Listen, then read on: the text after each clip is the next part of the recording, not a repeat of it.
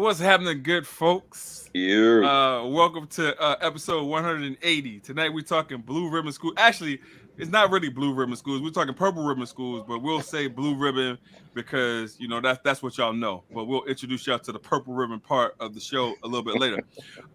So first and foremost, I want to jump in and Chris is like, what is he talking about? I got no idea. it's cool. We'll get to it.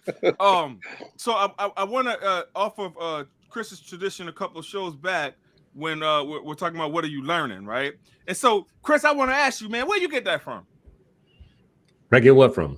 The what are you learning? What did you learn this week? That whole thing. Where you get it from? Is that From organically through Chris? No, see, this is the problem with certain hue people of a certain hue. When they be part of things, sometimes they don't remember stuff. But we had talked a long time ago. The way we started the show out. What did you write this week? Because we were all writing at once upon a time. So I would write a post or an article, and Sharif would write one, and you would try to do one. Like we would all write something, right? And then we got away from it. We stopped talking. Anyways, so that's where I got it from, and I wanted to go back to it, but except for I changed it a little bit. What did you learn this week from something that you either wrote or that you read, studied, or experienced? Well, somebody got some crazy feedback happening. I don't know what's going on, but we're going to get through it, though. God is good. So, Reef, what have you learned this week based off of your readings, writings, teachings? Yeah, you know what? Being in South Carolina, man, there were some things that I knew, but I learned about Burke High School, which was just, a historic place. And then Charleston, South Carolina. Had the opportunity to go on a Gullah tour. See Denmark Vessie's home. Those are the big thing. I think here's what I learned, that it wasn't just, and I hope we can bring AJ on Freedom Friday one day, Chris.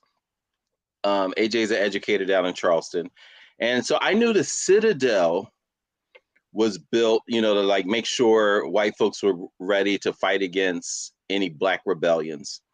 I didn't know that Clemson also had similar history.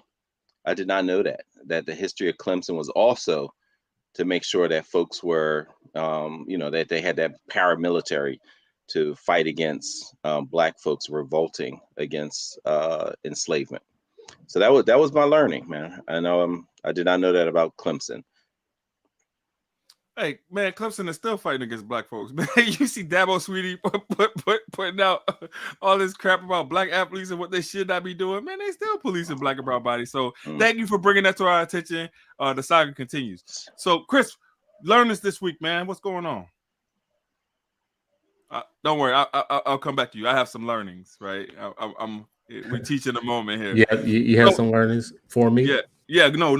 Go ahead with your learnings. No, go ahead. I want to hear yours. I didn't learn nothing this week, so right. I did teaching this week. So this week, man. So 30 years marks the time. And when I was 15 years old in high school, I got in trouble for possessing crack cocaine in school, and so got you were 15 years old, doing things I had no business doing. And so, got suspended out of school. St. Tammany Parish Public Schools. You were seventh grade. What grade was nah, I was a sophomore actually. Ninth grade. Seventh grade. I got suspended out of school for a year. Right. No alternative education. No, basically, yeah. No alternative education was provided, and for me, ultimately, I had to move to New York in order to further my academic studies. And so, 30 years later, we got the same thing happening in St. Tammany Parish. We got Black boys that are being over policed. Is a situation that just transpired in which the star of the football team was dismissed off the football team, and I'm gonna give you guys some background on the story so we can talk about it. So he was late to class, and apparently standing in the doorway or right at the doorway, white teacher decided that she wanted to make it an issue, right? More than likely because, this is a young black man, star football player. If I could assert my control over him, then the rest of the folks that are in the class are going to know that I have this class in command as well, kind of thing. He has all kinds of emotions towards it and whatnot. He may have not reacted in a way that was most appropriate, right? But like, we're not thinking about the triggers that are associated with why he made his decisions, right? Then something happened in a group chat. The coach ends up getting a group chat in which the kid says, I hope she dies. Not because we see a lot of these kids out here talking about, I'm going to kill her, right? But like, based off of his reaction, he was like, yo, I hope she dies, or I hope something happens to her, something to that effect, right? This goes all the way to the expulsion board, right? They're trying to expel this kid out of school for having reactions to being triggered by something that was more than likely, because I don't know this teacher personally, but something that was more than likely racist in its approach, right? And so my question to y'all is, what advice are we giving to these educators to kind of have them fall back? What did Trump say? Stand down? He said that to the Proud Boys, though. Your audio so jack. Reef, what's up, man? What we talking to these educators about, man? Look, man. Well, two things. One, I mean, you talked about over policing, but you were talking about this situation. You weren't talking about like a crack in the classroom. Nah.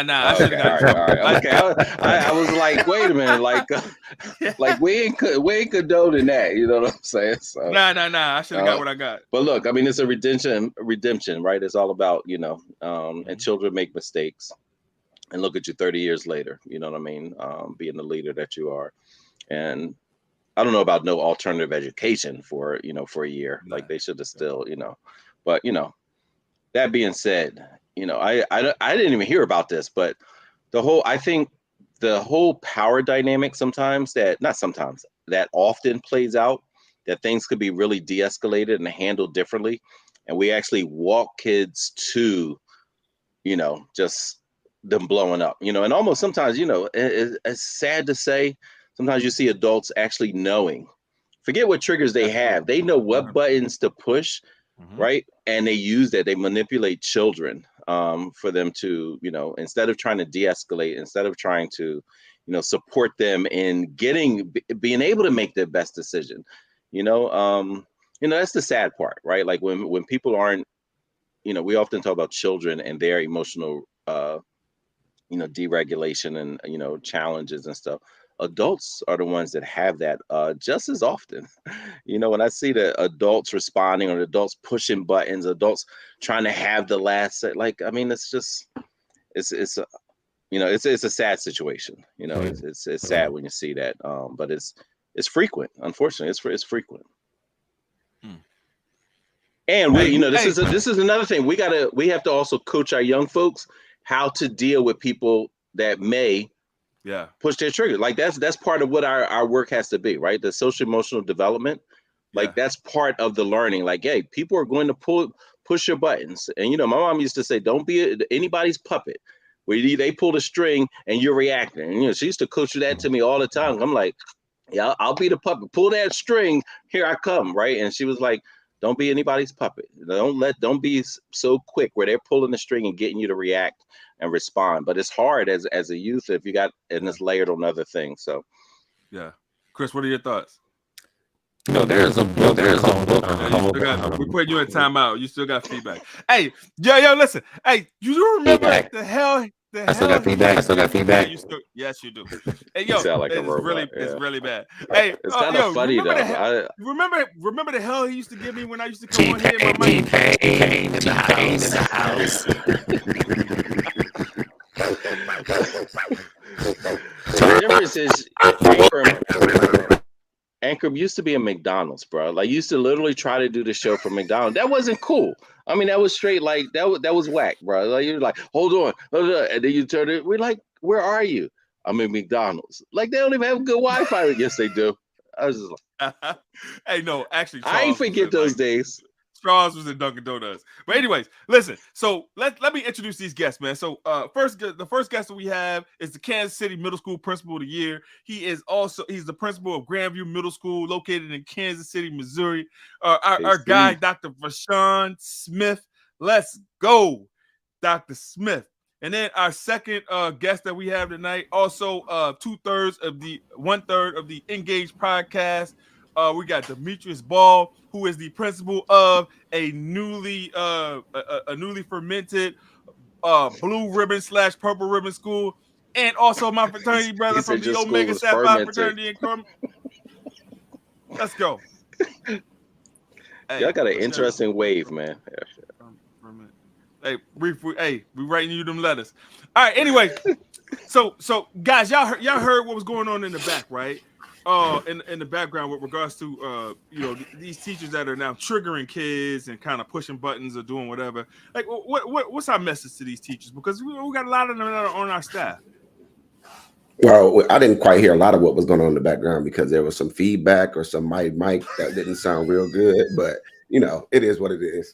So, no. So talk about what you talked about with the teacher and the student down in Louisiana. So we had a star athlete being triggered by a teacher. What happened was the kid was late to class. She was actually in the hallway, not even in the class. And then she gets to the class, calls him out, embarrasses him. Tries to make a scene or whatever, I guess in order to make a point to other students in the classroom or whatever. He felt the way about it, reacted, then got into a group chat and was like, I hope she dies or whatever, a reaction of a teenager. I'm pretty sure my son is like, I hope you die all the time when I'm on him, right? And so I'm just trying to gather y'all's thoughts in terms of like, how can we better equip our teachers to deal with not having the last word? My question is, how did if she wasn't in the group chat, like how did the teacher find out that he said it? Like, how did that even come to light for the school to know that it was said in the group chat?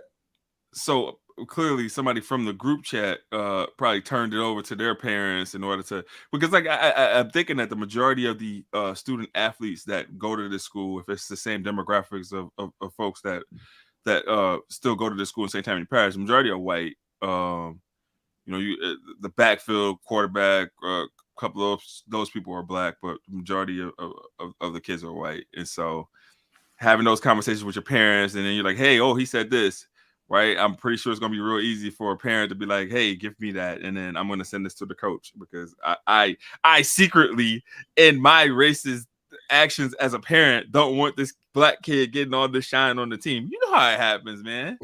There's a lot of conjecture going on in this story. I'm going to have to look it up. You know what I mean? To see it's not even. It's a local story. It's not even national yet. This is why we bring it to the podcast, and then it turns national. Oh, okay, all right. Yeah. So the question isn't really about the story. It's about how do we, stop this from happening, or from to begin with, or whatever. And for me, I think every time we talk on our show and everywhere I go, it goes back to that relationship piece. Obviously that teacher didn't have the right kind of relationship with that student, which goes back to the hiring practices of the person that runs that building, and what are they modeling to allow that to kind of take place in their building. So I think that's where it all begins back. Like, who are the teachers that we have standing in front of our kids on a daily basis, no matter if it's a white or a black school, and are they there for the right reasons? So I think that's where it all begins from that point, in that conversation of how do we make sure that person is never in front of that student to do that or have that. And I'm just figuring out how somebody being late goes all the way to being expulsion, when what he said in the group chat to me had nothing to do with the learning environment. It didn't disrupt the learning environment, anything like that there. And I'm pretty sure, and I can go back and look, but there's a court case that just went to the Supreme Court about that, about stuff being put out on social media and group chats, and taking students' freedom of speech away and things like that there that shouldn't be a hindrance of them getting an education. Yeah. Hey, you go on Principal Caffelli, and can't nobody tell you nothing, man. You ever been sounding all crisp, man? I feel it. Ball, what's happening? What are your thoughts? My thoughts are very similar. I think it goes to us just honoring the kids that we're in front of each and every day, and not taking this idea that we are the person, we're the one that has to lord over all of our students, and just see them as humans. And they make mistakes, and I've had this interaction as well. Like, we got to realize we're dealing with kids. We're not dealing with grown adults. We're dealing with kids, and kids, they respond, they react real quick, and we have to be the adult in the situation and just slow things down. And if we're there for the right reasons, that should be something that we can do. Just seem like a coaching, like a conversation, right? Like it's a coaching opportunity. Kid said, "Oh, I hope you die." Like, all right, it's a conversation. It's inappropriate. You have a conversation, right? Like, it's just. Hey, Bar, are you back at West Point tonight? Your background is very West Point. In the barracks. You got to roll what you got. Yeah, so Smitty, man, middle school principal of the year. Talk to us about that, man. What are your thoughts in terms of, like, you know, what evolved into you receiving this award? What are the things that you're doing? What are some of the best practices that you're trying to give to other principals that are doing the work? For me, it just goes back to authentic leadership and leading, you know, from who you are, not trying to put on some cape or some cloak, but being authentic to yourself and your leadership. You know, all my leadership and my school priorities are first based on relationships, making sure that I'm first modeling what those relationships should look like between, you know, students and teachers and parents. Really being that first person to always be out in front for the school, whether, you know, especially when it comes to taking those bullets from the criticism that we get.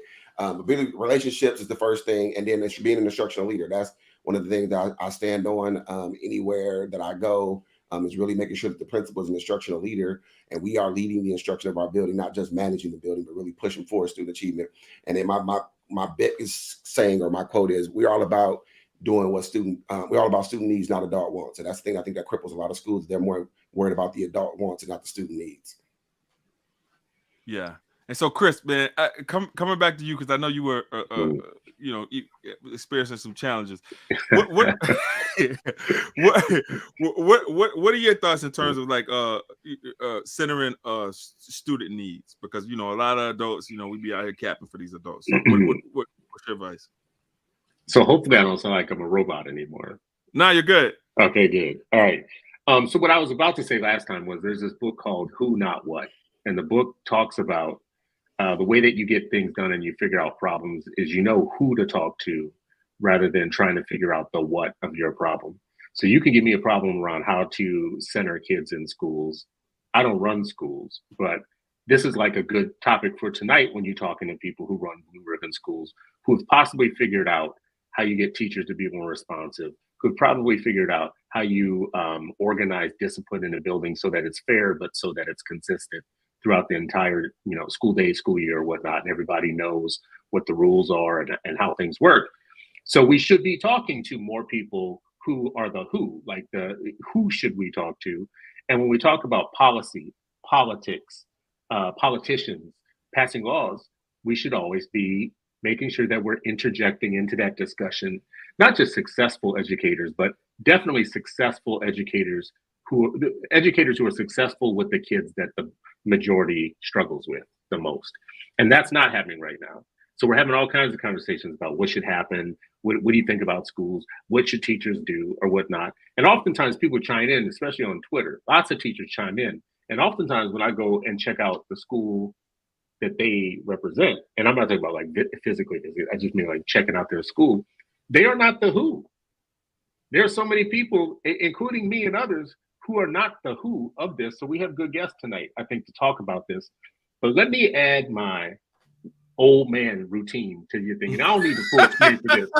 Get me off the full screen. I don't be on the full screen because I want y'all to take some of the heat for this. I knew that was right now.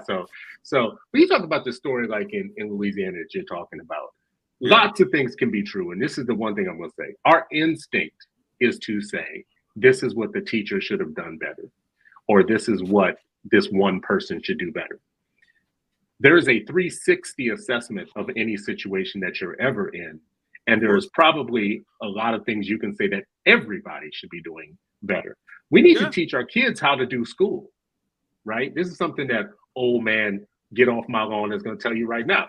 We need to teach some of our kids how to be schooled and how to do school and have all the power of a fully grown student in that school to know their rights, their role, how to play the game, whatever it is that we need to teach them about doing school. We need to teach parents, and we need to teach community members and principals and everybody else. So you can say all you want about what this one teacher should have done in this one situation, whatnot, but a lot of things should be true. You have a lot of teachers that are not doing what they're supposed to do. You have lots of students who are acting up like crazy, like situations that like we can sit here and talk all night. There's gonna be educators who are listening to us who are gonna be like, yeah, y'all never gonna talk about the real deal. there's stuff that goes on during the day that y'all not gonna talk about because y'all talk about all this, kind of social justice way of seeing the situation. No, Ankrum talked about what he did. He was out of pocket. Yeah. Hey, and I own it, right? But here's what I would have liked to see in my hometown of Covington, Louisiana, right? So things happen, but never does the community coalesce behind students, right? It's like we always think about our own individual child instead of empowering these kids to start a movement.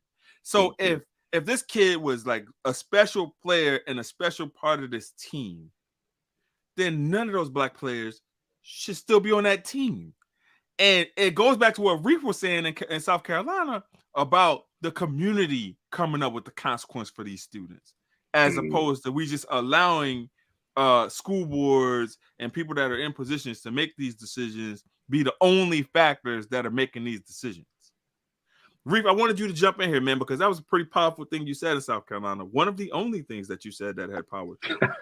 Listen, everybody gets one moment to shine, right? I don't even remember what I said, but based off of that, I agree with Chris, and I agree with everything I said. Like it's all these different angles, for all of this. And anytime something like this happens, my first instinct is what is school culture, right? And how do children, how are they coached to advocate for themselves? Like we literally used to talk to them about, how did you advocate? Well, I did. Okay, what's another way to advocate? Like we would actually teach them that word and what it looks like to advocate for yourself.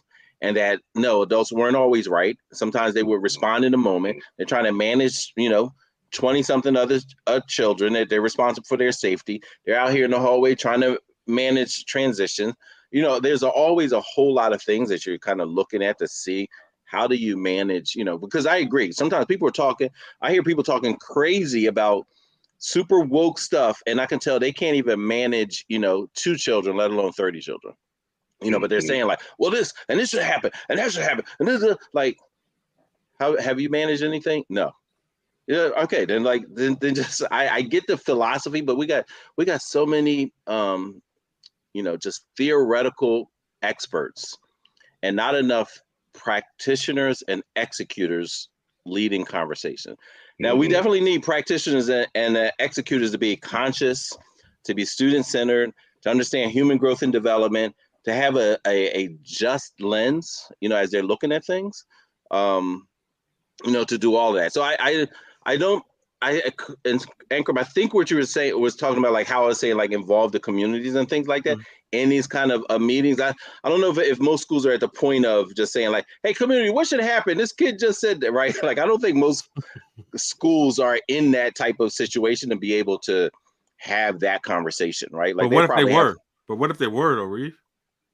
Well, when people talk about restorative, that's actually what's supposed to happen. It's supposed to be like community members. Like I remember we used to have disciplinary hearings, and sometimes the advocate would be the pastor at the church. Yes. Right. Like we would invite them to the conversation and say like, hey, and part of it is like, even the person that was harmed, like, okay, how can we mend? It was all, and I think, both the principals said it was all about relationship. We were always talking about, all right, we need to repair the relationship.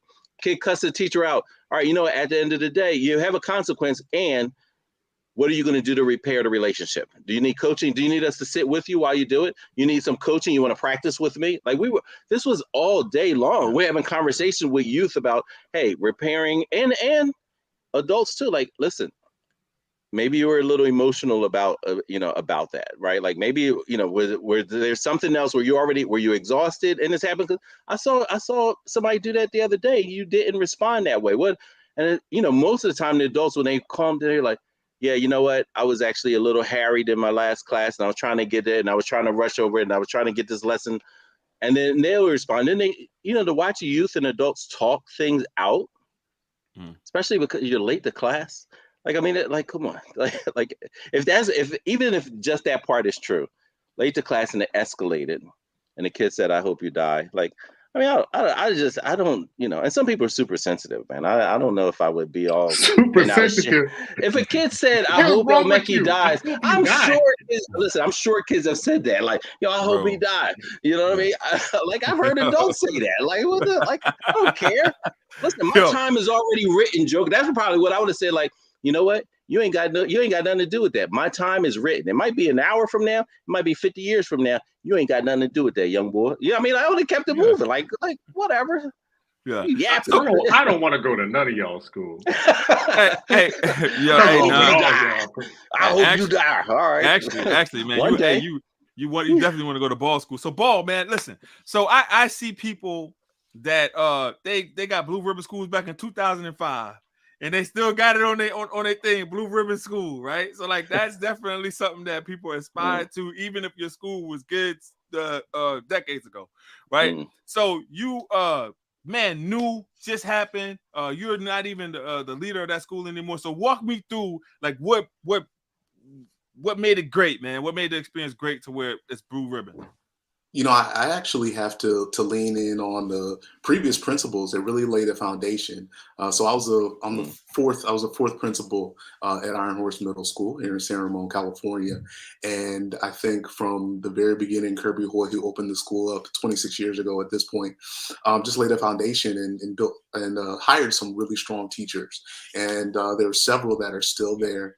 But I think the bottom line is our teachers are experts in what they do. They know their content, they know students, they know how to work with middle school students, and they know how to work as a team, as a community. I think the staff and just the unity that they had built over the years really helped me, you know, come in, because I came in 1920 was my first year, and we had a solid foundation, and then we transitioned into the pandemic. I think we have a community of students and families that are high achievers. Like, you know, I think I said this quite often about our community. Our students are going to be successful in spite of us, because of us, all those types of things. Like if it were different folks in the school, they might still have the same successes. But I think having strong teachers that are content experts, that know pedagogy, that know the community, that are there for the students, and just have built really, really strong programs. And, you know, I came in and just with my leadership style, as far as building relationships and keeping the focus on communicating and including folks in the decision making, I grew with that throughout my time there. But I think, you know, our kids, for the most part, did really well during the pandemic. And so that gave us opportunity we won California Distinguished School in 2021. Again, really strong academics, really strong culture. And then we kind of changed our mission statement to the mission of the school being to educate, inspire, and empower students in a safe and equitable learning environment. And that is carrying on today. So the students know it, the families know it. I was out there, you know, always communicating, always out front. And I think that those things just coalesced into us having the opportunity to apply for the blue ribbon and then actually receiving it. So we just found out on Friday. I'm super juiced. And that's, you know, as you said, you know, I left at the end of last year, and I'm at the high school actually that we feed into. And super blessed to have Marissa Norris as my assistant principal, and she was hired as the principal. So she is doing amazing things, continuing.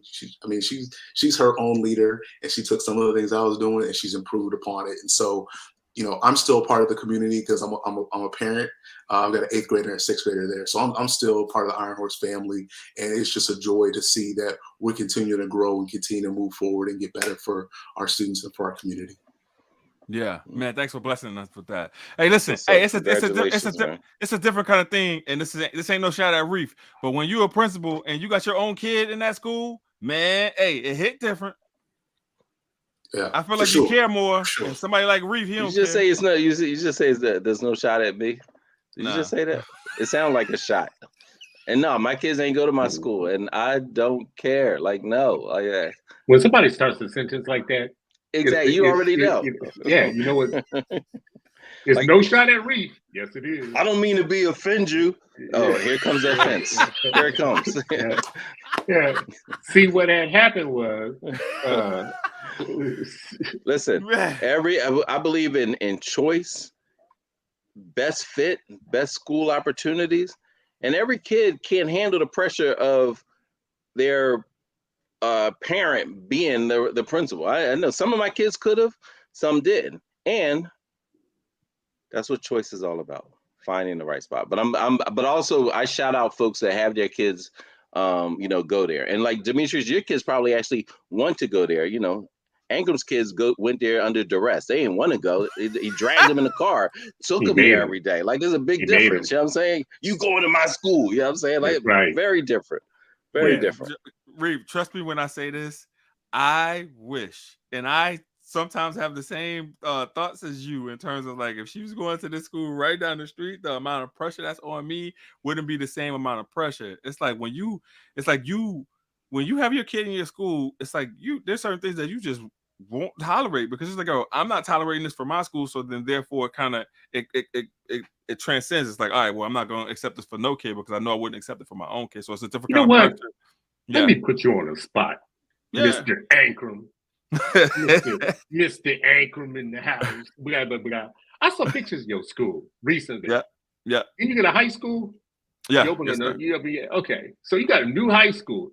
Look nice. It looks really nice in there. Yeah, I mean, it's nice.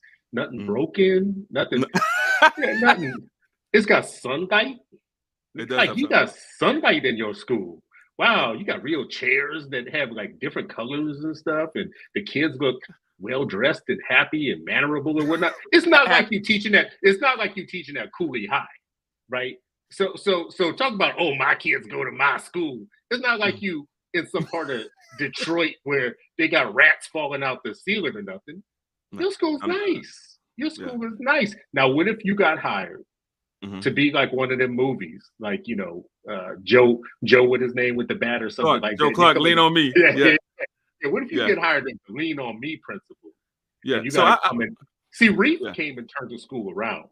Yeah. When Reef came into Schumacher or whatever, it was a different school, and he had to do the Joe Clark thing. I mean, I hear that Reef was actually like knocking kids out his first couple of days without a bat, without without all of that. You know what I mean? Like with words, dramatic. Chris, it's funny that you should mention that, right? Because like my school when I first took over my school, bro, we had 2 trailers, right? So like it wasn't like this, it wasn't this building or whatever. It was something that through fiscal responsibility in terms of like don't sound like a Republican. Fiscal responsibility. This is why I believe in conservative spending, and that's how I go in from trailer to beautiful school. Well, the rest of y'all need to do that too. Austerity. We're only gonna have 1 ply toilet paper from now on. 1 ply. That's why I wasn't here last week. Hey, but so I honestly, man, I think I'm fortunate because to be a leader in this position, to be able to make the decisions to offer kids a better learning environment, man, that's being in a blessed situation. Because I remember teaching in Baltimore City and not having the resources. I remember teaching in Harlem and not having the resources. And it's like you had to overly love these kids because you didn't have the resources in order for them to be in their happy space, right?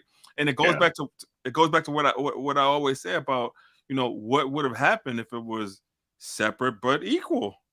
We would possibly have a different level of love for a lot of stuff. But Smitty, jump in here, man. How are the resources at Grandview and how you make it work? I mean, that's one thing. I mean, we don't have an issue with resources. Like you said, it's a blessed situation to be in because I have been in different places and districts where we were using textbooks that were 10, 15 years old and things like that, and they was pasting pages in of new presidents because the books were that old. So we have definitely been blessed at Grandview Middle School to have a central office that has been able to provide us with the resources we need, plenty of community backings, our community partners that we are partnered with around the city definitely step in whenever we have a shortcoming or something that we can't use school resources to get for our students. So we are definitely blessed to have the resources that we need. With the big thing though is making sure that those resources are used equitably across the student populations within the building. It's one thing to have resources, but making sure once those resources hit the building, that every kid is getting the equal opportunity to have access to those resources, which I think sometimes we don't really discuss enough about. A lot of money might be coming into a school, but if the kids with the most needs getting, the resources they need to make that happen. So whether it be, in our building, our ELL population or our spare population, making sure that those kids are getting the things that they need. So kind of to highlight that there, we were able to hire, a fifth special education teacher because our numbers have been growing. We've been able to hire this year a second ELL teacher because, we were bumping up against 15% of our student population being ELL students. So it's one thing to have the resources, but putting those resources in the right place is a whole nother discussion. Yeah. And so Ball, it's a little bit different for you because y'all got resources and y'all got damn near like a booster club. Y'all got people out here raising a lot of money for you. So how does that work for you? Yeah, I tell you, it is really interesting out here because I've taught in a lot of different areas, and the funding here, we get a certain amount from the district, a certain amount from the state, and those types of things. And then our parents donate so much money. It is really interesting. At the middle school, we had about 7 sections of classes that parents donated money for. So we would have smaller class sizes. And at the high school, it's about double that, 14 to 15. And it's really interesting about, but we still have those same challenges with the money that we get from the state and the district. How do we allocate those resources? And we have a lot of shortcomings because, again, we're in a place where, for the most part, our families don't want for anything, but we do have those students that do have significant needs, whether it's special needs, whether it's second language or multi-language learners, to give them the resources, give them the teachers that they need. It's a challenge for us to make sure that we have all of those in place, and we have a couple schools that really focus on those things. But overall, we need to do a much better job of that because, again, we live in a community where we have the haves, and the haves want to have what they want to have. And if their student isn't a part of that population specifically, those resources don't necessarily go to that. So it's part of my job and part of our job as educational leaders to make sure that we're doing the right thing, getting the supports, whether it's a special education teacher or support staff in the classrooms to help the experiences of our students with those specific needs. Yeah, thanks for that. These are public schools? Yeah, we're a public school. So you're a public school and parents are able to subsidize or fund additional educational opportunities, including FTEs? Including FTE, yes. I mean, well, goddamn. Chris, did you not hear him say the haves get to have what they have? That's a lot of bread. The FTE fundraising for FTE? So they're fundraising for FTEs in a public school. And those that's full-time employee. That's hefty. That's a line item. That ain't no joke. Hundreds of thousands.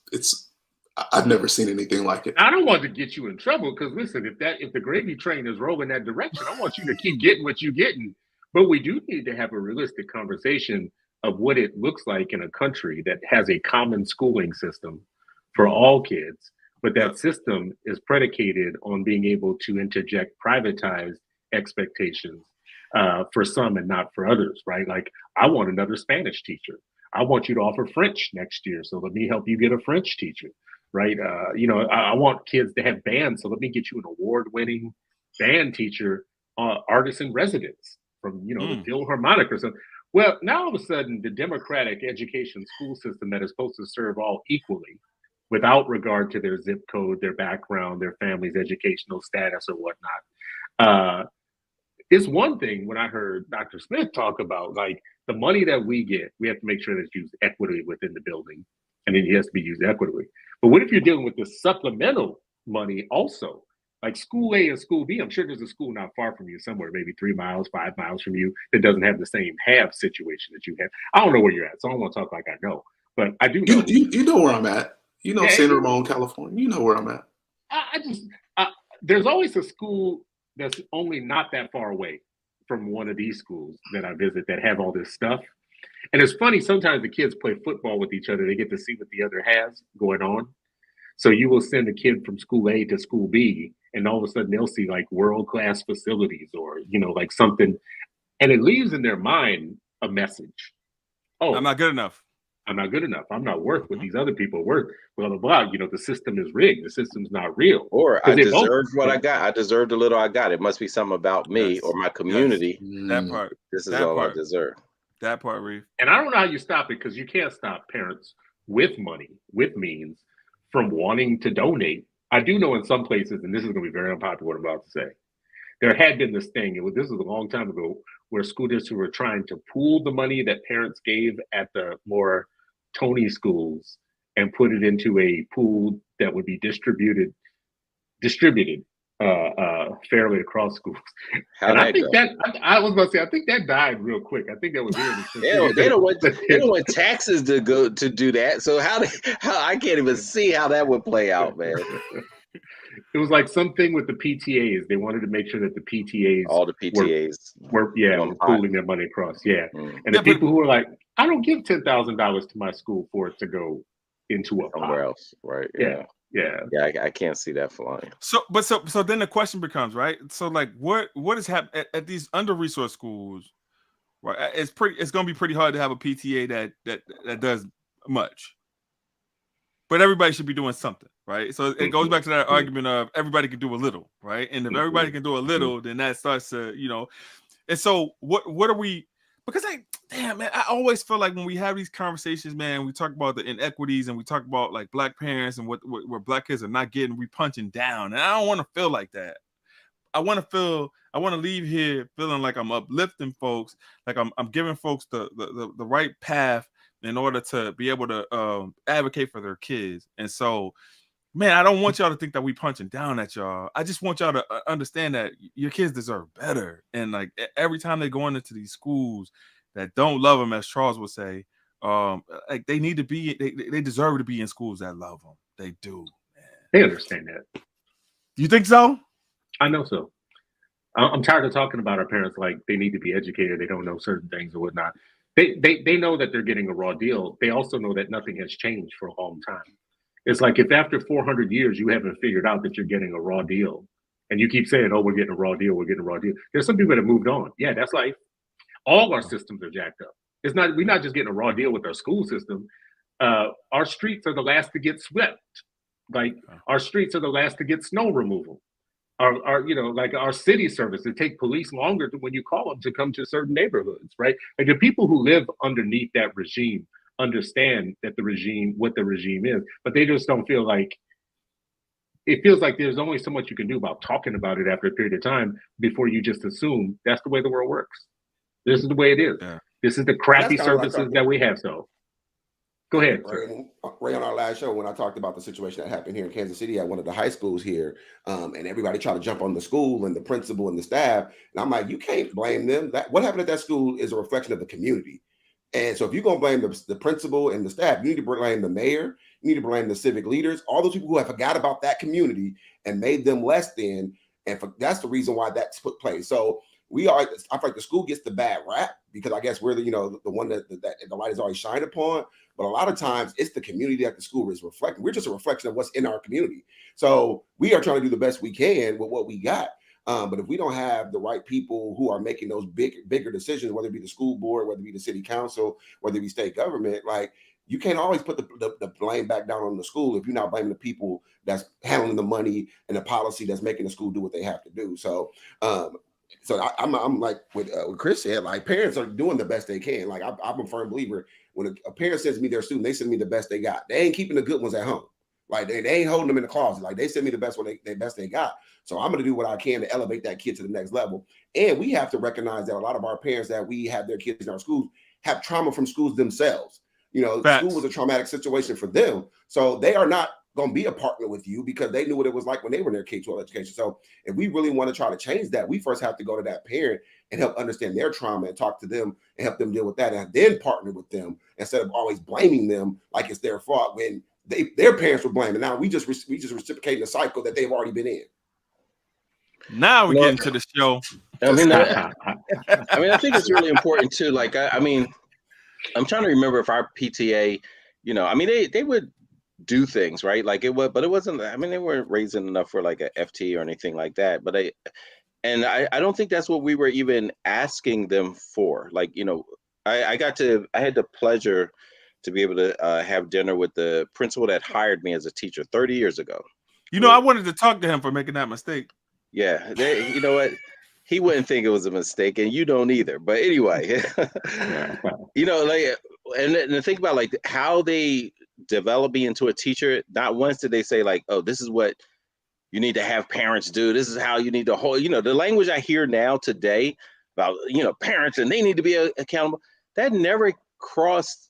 Like, I don't ever remember hearing anybody talking like that in my development as a teacher.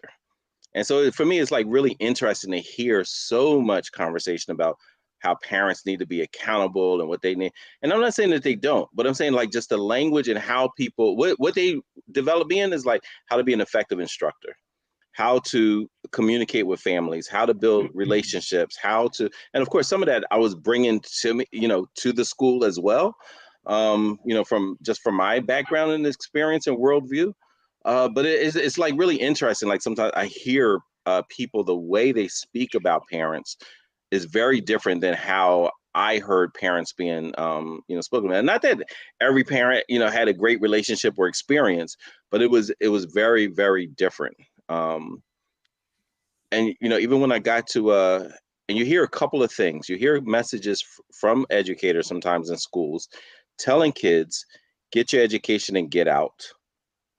And what they're saying, and if you can say that, if you can fix your lips to say that, that means you're revealing something of like how you view where the kids are coming from, who they live with, who raised them, who loves them.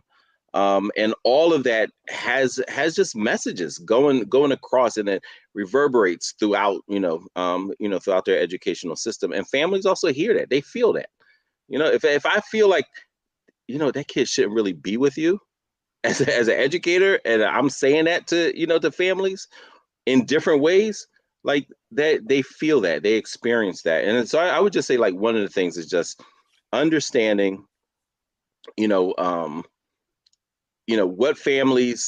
what the partnership could actually look like. And I got so many people who aren't perfecting their craft, but they want to tell parents how to be better parents. And to me, that's just, there's a miss there. There's a miss. Yeah, thanks for sharing that, bro. Can I add on to that a little bit? Yeah, absolutely. 100. Jump in. I think one of the things that I see, and not just in my current school, a couple of past schools, I think it's easy to base your opinions on parents on the ones that are the loudest. And in the schools, as principals, teachers, we just go based on those assumptions, and we assume that parents have they have negative thoughts about us as a school, or they're not doing the best that they can, or they want certain privileges without taking the actual time to build those relationships and make those connections. I've had, a couple of situations recently where it's just like, slow down, take the time, make a phone call. Don't go back and forth on email based on what you're assuming is going on. Don't be that, he'll have those Twitter fingers or whatever it is on the email.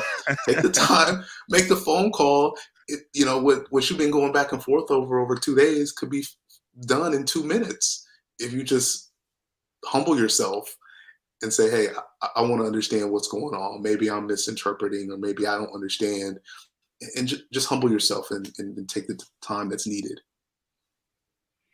Yeah, but you're asking for a humility that may or may not exist. And so, and Smitty, man, you touched on something that we had talked about in our previous show, in our live show in South Carolina, about the lived trauma that some of our parents have gone through in terms of like how they view the education system, right? And so, Chris, I know you live with some trauma that you went through in terms of like, your education system, K-12, Louisiana, and like all the places that you went. Like, how do you then like not walk away from it, but use it as a tool in order to advocate for your kids? Because I know that their experiences are a little bit different than yours. Sure, a little bit. Brother, These spoiled little heathens walking around here with iPhones and stuff. Man, come on, stop it. So I would not have said the words educational trauma at one point in my life to describe what had happened in my schooling years, because I wouldn't have known to say that. That wouldn't have been the language I would have used. And it took a long time. I mean, many, many years before I would start even using any type of language to diagnose my situation. Everything changed for me when I became a father, and I had to start making decisions, and the decisions were on me. And I was young. I was undereducated. I didn't know a ton about the system. A lot of it was like, I'm getting feedback, man. I don't know what is it me? Anyways, I think that becoming a father and having to make the decisions myself was the point at which I started saying, okay, there's a lot I don't know. There's a lot that I didn't learn while I was in school. I'm not an expert at this. And that was the turnaround for me. I didn't work out my own issues in the beginning. And all I was trying to do was survive kindergarten and first grade and second grade and do a good job and not feel embarrassed and go to meetings and show up to things where I was going to feel embarrassed or have people talk above my head. And, me at the time feel very much like I was this big, and whatever. But little by little, I started seeing myself as an adult learner about the situation. Okay, we did a good job in kindergarten. Now first grade, what am I supposed to learn? What do I need to know? And, talking to teachers, talking to educators who were involved, talking to friends, family, talking to other people that were like more successful than I was with their own kids, started developing me a confidence that I hadn't had before, right? Like even to think of myself as an intellectual person, capable, that was new. I had to really think about like, I got some things to learn. And at a certain point, I stopped being like the victim of the school system who experienced educational trauma and never had like a teacher. I can't name a single teacher. Now, a fourth grade teacher, as it turns out, is a Facebook friend of mine. And I always forget about that. Anyways, I won't go too far into that story, but she remembers me now differently than our situation was, many years ago. Which is good. I mean, that's growth, right? That's growth, I guess. I guess that's growth. But my only point in saying all that is to say, I didn't spend a lot of time saying I had a traumatic educational experience. Mm-hmm. What should I do about that or whatnot? No, I was mad about some things. I took offense to some things in some meetings and some stuff with the schools and whatnot. But the bottom line was, we just got to get the kid to the next grade. We just got to get him to the next year. And we survived last year. We're going to survive this year, right? Yeah. But that, I don't know, that's kind of triggering for me, man. That whole like survival thing, like we shouldn't have to go through the system and just have to survive. Yeah, we should be able to, we should be able to go through the system and be able to flourish, not just survive. Like we did flourish. My kids flourished. They flourished. They did flourish. They did, because I was militant as hell. I mean, hella militant. You got two school leaders here on here right now. Yeah. We can be friends now because my kid ain't in your school, right? but I imagine you would be the type of brothers as leaders of a school that would work with, if you have a black man that shows up and wants to do right, but doesn't know everything, that you would be kind of supportive. Not everybody is that way. Some people are like, you're pestering me, I don't have time for this or whatnot. And that creates a bad relationship. I imagine, looking at y'all, that would not be the situation. Well, so let's talk about it, man. Let's dive into it. So, Smitty, a parent comes to you, a black male parent comes to you, doesn't really know ways through the system, but has the best of intentions. How are you coaching them up? Like, what are the things that we want this parent to see and do? I think first of it starts with the approach. Like my grandma used to say, you catch more flies with honey than you do with vinegar. So I think a lot of times, I can think of like three fathers in my head, right off the top of my head, that I've had encounters with just in the last school year to the beginning of this school year, who all of their approaches have been different and how they come to me regarding issues their kids were having in the building. And just really talking to them about their approach. Like, you want to make sure that you are doing something that's going to further along the conversation instead of just, complaining. And I think just not just with fathers, but with any parent, a lot of times parents just want to be heard. Like, let me know I'm being heard and my voice being valued. I may not get what I want in the end, but at least hear my side of the story, hear my complaint, hear my thing, what I got an issue with, and then, help me understand what the process is, because a lot of times they don't understand policy. They don't understand what took place. They don't have that background knowledge that we have as educators. So but also not talking down to them like you are this authoritarian figure. And, because at the end of the day, they are the ones that know their child better than you do. So I think helping parents understand the approach they come with takes them a lot further in that process, because a lot of times, I don't want nobody to ever get that title of, the mad black man or the mad black woman or whatever like that when I'm dealing with parents. So really just talking to them about with that approach, because I can have that mindset with them, but then the next person that comes after me may not have that same mindset and openness. So really just trying to use every situation as a teachable moment for me as well as for the parent. Yeah. Ball, jump in here, and then Reef coming to you, because I know you approach things differently. I was very similar. I one of the things I pride myself on is being accessible to families, and I know that sometimes that's not the most popular way to go as an administrator. Sometimes you try to, go see the counselor, go see the assistant principal and things like that. But, I had situations where folks have reached out to me because I'm always out front. Folks feel comfortable, and I want to be approachable. And so, I invite folks in to have the conversations. And just like I'm talking to y'all right now, that's how I have a conversation. I think one of my best gifts is to be a listener. And eventually folks are going to come to, whatever the conclusion or decision that they want. It's just my responsibility is to ask good questions, ask great questions to get them to the spot where, they're comfortable and where they're knowledgeable on what they want to be knowledgeable about. Yeah, that's what's up. Reef. Yeah, I mean, I just think you got to approach you just got to have like a worldview or outlook that, parents are your partners and they're your bosses, right? I mean, I don't really think it's that deep. I know people complicate it. And I think sometimes, you're not going to have a great relationship with every parent. I mean, look, I remember this one father, man. He would come up and demand to see his daughters. So, the first time he came up, of course, the front desk, they look in the file and it says like, whoa, he can't have, mom has full custody. He can't see her. And, and I would try to engage dad, and he's like, you keeping me from, he would turn all his anger and frustration towards me. Right. And it's like public learning, right? Like I had a choice to make, right? Like try to de-escalate and try to listen, as Ball said, and try to be, supportive and, clear, like you can't see her. And you know what, right now, this is a learning environment.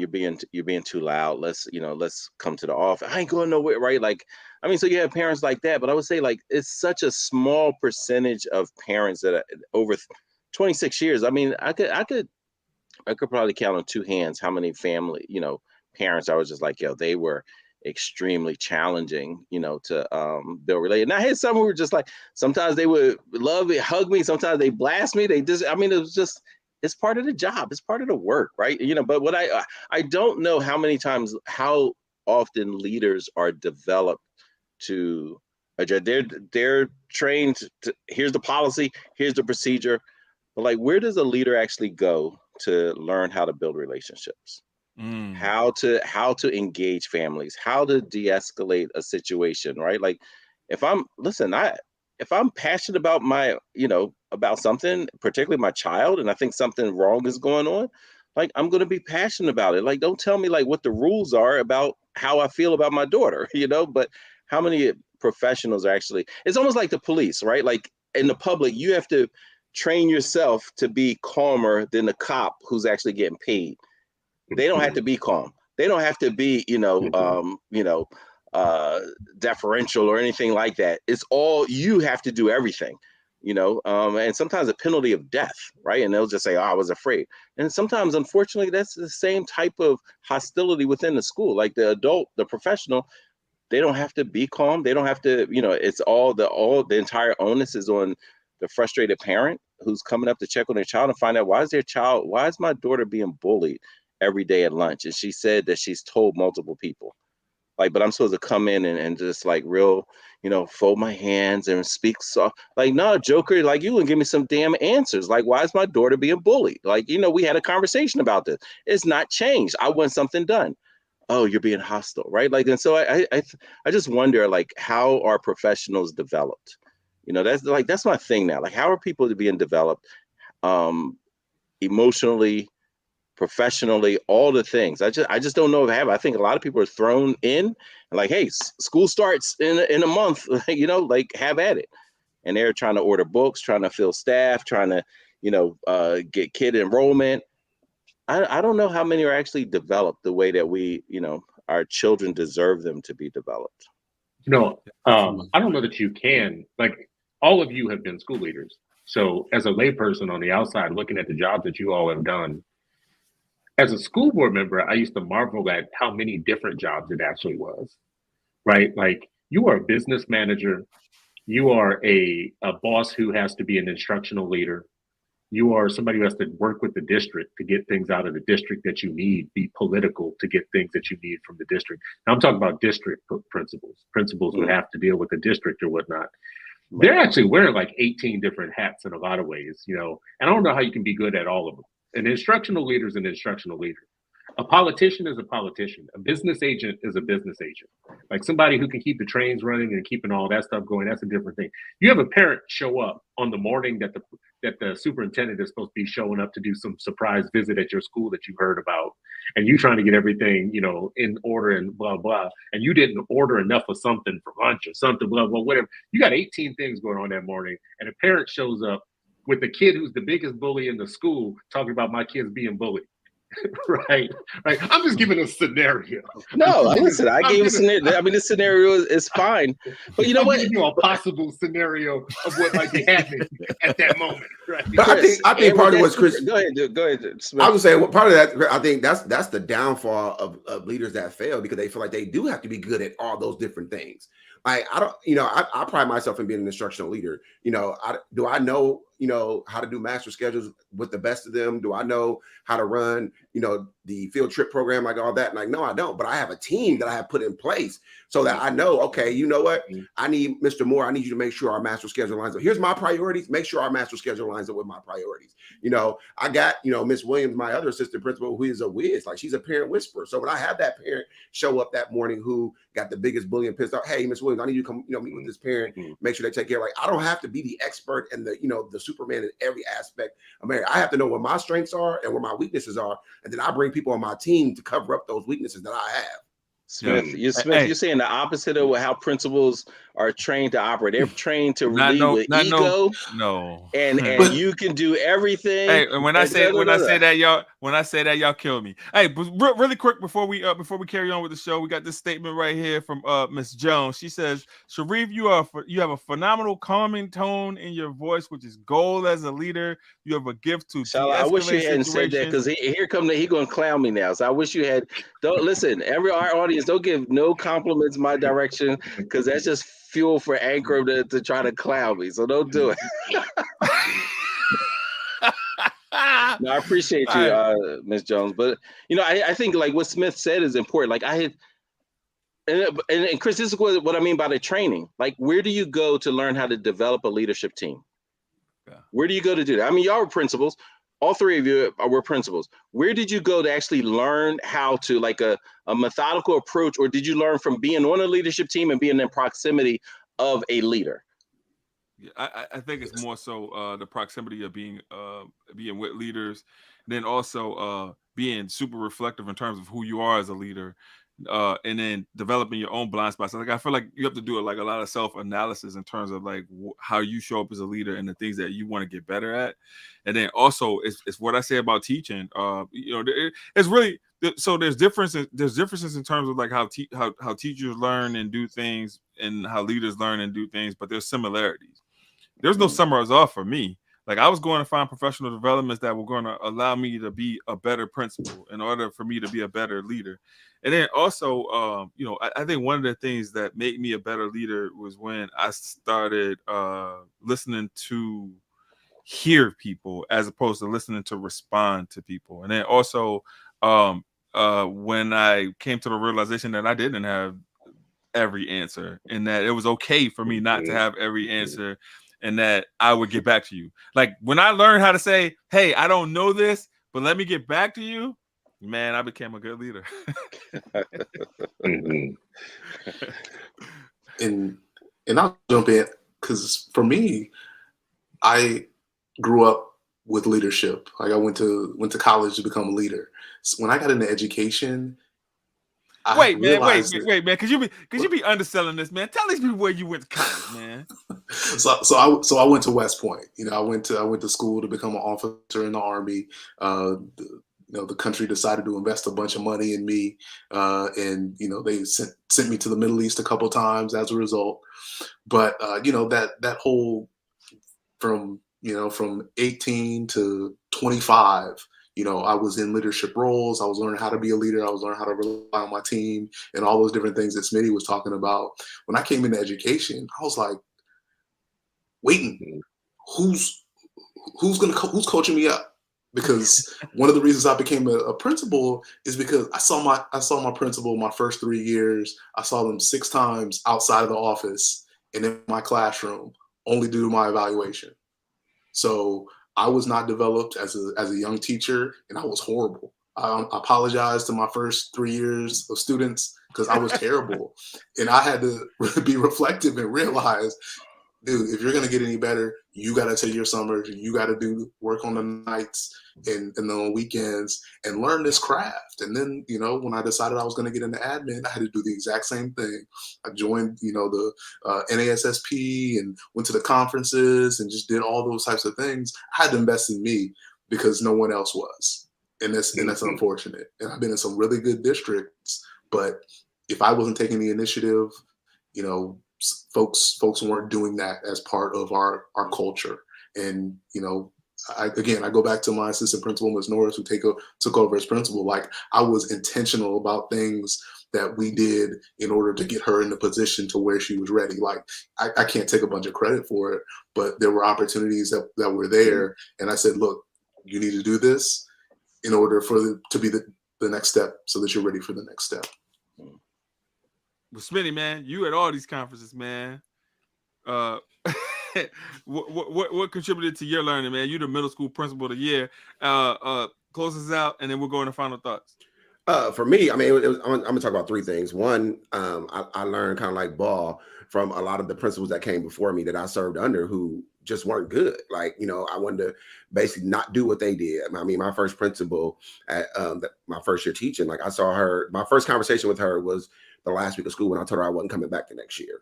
That was the one and only conversation I ever had with her. She was the principal of the building. So just really being around a lot of leaders. And then I had, the couple that I did have that had good traits, I wanted to kind of take those traits and put them into me when I became a leader. The second thing was my first year, I had the opportunity to be a part of the Leadership Academy with the Department of Elementary and Secondary Education here in Missouri, where it was 150 administrators from across Missouri. And we had a lot of different professional developments. We went on a couple of different retreats, and really just, they talked about kind of developing that team. And then the third thing was just trial by fire. My first year, I went through some adversity. I was a principal during, that went into the COVID year. My second year, I had some issues with both of my assistant principals that really kind of taught me, more about how to build a team and making sure you have people on your team that believed in your vision, that wanted to kind of run with your vision. But I don't really think that there is a systematic way. I just don't feel like there's a systematic way of developing a team. I think a lot of it is just trial by fire. And the last thing I just want to say is a lot of transparency and vulnerability on your part as a leader to say, what are my deficits? Where am I coming up short in? And how do I fill those gaps, whether it be getting professional development, going to a conference, or hiring somebody on your team that can kind of help you in that area. But until you have that piece where you can self-reflect and be a reflective practitioner, you're never going to develop as a good leader. Yeah, that's dope. All right, so man, I'm grateful for the show, man. I'm always grateful every Sunday when we're able to speak wisdom to folks and also get wisdom from each other. And so we'll go into closing thoughts. Reef, we'll start with you, sir. No, listen, I'm always happy to see, practitioners in action and hear from them. So, shout out to Charleston, South Carolina, where we just came with, live show, and the E3 group. And the work that they're doing, really, just thrilled. Like there's educators all around the country who are trying to do their absolute best, who are not just winging it. They're actually being deliberate, being thoughtful, developing each other, holding each other accountable, to make sure that there are better outcomes for kids. And so I think it's incredible. I had mentioned, like, I was so happy to be able to sit with the principal. He's 72 years old now, right? And so, he hired me 30 years ago, and to be able to sit with him, and and every time I get with him, when I go to Charleston, just try to pick his brain some more. Like, I feel like I'm still learning from, like, how did he think about it? How did, what about these situations? How did he go through it? And like, educators like that, who are these veterans who are retired, and they're pouring so much, continue to pour so much into us, who are continuing to develop in our leadership, in our different roles. And I'm just grateful for the leaders that actually reach down and develop other leaders. Not the some of the leaders who told me, they were like, yo, just keep your head down, don't make any noise, stay off the radar. And then there are others like, no, be bold, be humble, and be thoughtful, right? And so I'm just grateful. I want to shout out, Charles Chuck Delfonso, and Yvonne Savior, two of the many people that just poured into me. So shout out to leadership, man. Just leadership. Yeah. Chris. So years ago, I ran an organization called the African American Leadership Forum. And in that forum, there were educators, there were school leaders, there were politicians, there were grandmas, grandpas. It was a mix of community folks at all levels that wanted to put together an agenda around education, health, criminal justice, multiple different areas of life that was important to us. And in education, pulling together the Black educators and the school leaders who were running schools, like our two guests tonight, who were running schools worth looking at and were educating Black children. They formed a committee with the community and sat at a table for a long period of time. Some things came out of that, a couple of reports where everybody had some shared understanding. It was really revitalizing for me, because they were teaching us, as things went along, some of the main ingredients that went into good schooling. And one of them was a strong educational leader who has a coherent educational philosophy, who is able to pick his own team, his or her, I should say, own team, who is also only hired if they're bought into the coherent educational philosophy of the building, right? So this is what we started learning, like, these are the building blocks to a great school. And that very first one, an educational leader who has a coherent educational philosophy tripped up a lot of schools. It was job one. So we can blame teachers, we can blame students, parents, we can blame a lot of different things. But I had one educator said to me, the pack goes at the pace of their leader, right? And she used to say it to me a lot.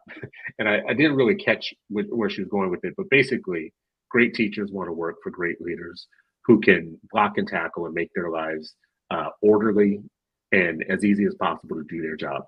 And that's not a situation all educators are having right now.